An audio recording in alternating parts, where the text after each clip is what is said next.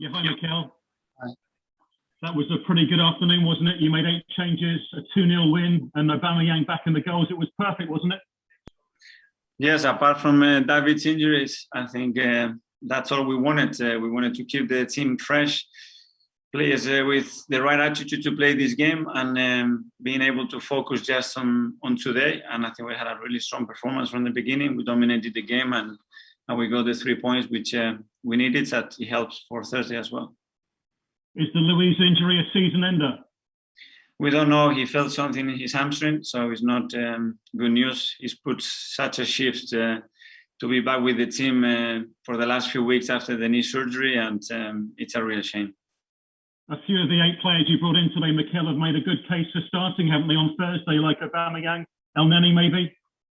Yeah, some of them have some strong performances, but they've been preparing really well all the time. They deserve the chance, and now let's think about it. Let's make sure that everybody's fit on Thursday and make the right decision. How important to have Aubameyang playing 78 minutes and scoring, though, on the eve of the Villarreal game? Yeah, we thought that he wasn't going to manage that. On Thursday, the days before, he was very struggling. To be fair, he could only manage to play 10 or 15 minutes. But the day after and the day after, he started to feel better. And it's good to see that that he was fine today. He performed well. He scored a goal. So it's a real boost. And just finally from me, Elneny, his first ever Premier League game in his 66th game. How about that? A good one, an important one, and you could see the reaction of his teammates. He's a really popular guy in the dressing room, and he totally deserves everything that he gets because he's a fantastic player and person to work with. Thank you. Thank you. Thanks, Jeremy. We'll go to Charles Watts from goal. Hi, Mikel. Hi. Another sort of good standout performance from Gabi Martinelli today when he got a start. How impressed were you with how he played and his assist for Auba's goal? I think they all played really well. Gabi's improving every week. I think he's taking his minutes in the right way, and he's developing the way that we all believe he can. And today he had an assist, which was an important moment, and he had some good moments off the left, and as well trying to play him as a 9 as well. Just on him, there's kind of been a thought this season that you've perhaps been using him more sparingly because you and the coaching staff have been working really hard behind the scenes with him, almost sort of developing him into more of a central striker. Is that the case at all? And how do you see him developing in position-wise in the long term? Just look at how much he's played in the last 2 years, and then how much he's played with me when he's been available, and then we can discuss that. But it's what happens. This debate is always happening when you don't win. And if it's not him, it will be somebody else. If it's not Gabi, it will be Martinelli. If not, it will be Laca. If not, it will be William or Pepe. So yeah, it's part of it. So, but in terms of long-term position-wise, do you see him more developing into a central striker? Is that your long-term goal with him? Time will tell, but I would like to develop him in both positions because I think he's got the potential to do both. And just quickly on Tierney and Laca, didn't make it today. Are they looking doubtful, do you think, for Thursday now? Well, they haven't trained with the team yet, so I think that's unlikely to happen. Thanks, Mikel. Well done today. Thank you. Thanks, Charles. We'll go to Art de Roche from The Athletic. Hi, Mikel.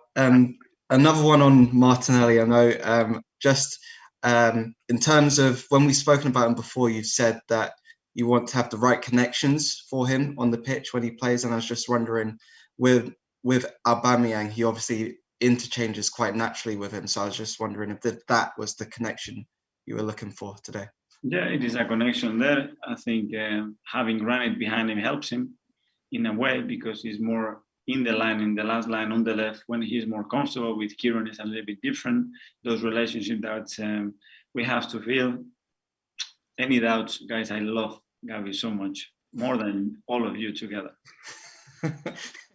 Thank you. And just another one. I know Reiss Nelson wasn't on the bench today, but I was just wondering how you're assessing his situation at the moment. Obviously, he hasn't played a lot, but listen, with Reiss, I would like to be, I don't know if fair is the words, but give him more because he's a boy that tries really hard, that he trains every day.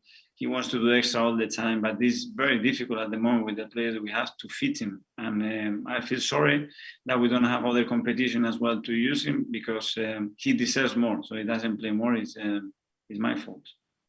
Thanks, Mikel. Thank you. Thanks, Art. We'll go to Martin Hardy, please. Hi, Mikel. In terms of preparation for Thursday, is that as good as you could have hoped for? Aubameyang scores and the players play well and everybody kind of leaves Tyneside quite upbeat. Yes, because we had a strong and a very convincing performance, scored 2 goals, keep a clean sheet, win the points, some individual performance that really stand up. And the only downside to it is probably the one with David, and we know how important he is for us. And I think we lost him today. And finally, we'll go to David Facey, please.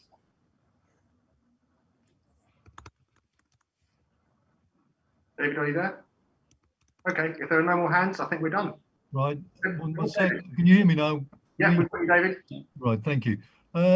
Mikel, I just wondered how important it was that you don't just focus on this next game on Thursday as the only thing that matters this season. And did you get that message across to the players? Well, that was the biggest part of the preparation for today. We were away in Spain because we believed that it was the right way to prepare the game for today, to give them the right rest. And then mentally, as you said, just focus on today. The importance was today, pick the right players to play and perform like they did. So I think the message got across pretty clear. Would it still be possible if you don't win the Europa League, do you think, to qualify for Europe through the league? Fifth down. I don't know. Mathematically, it's possible, but obviously it's out of our hands, and we don't have much to say apart from winning 4 matches. Thank you. Okay, thank you. Thanks, David. Thanks, everyone. See you soon.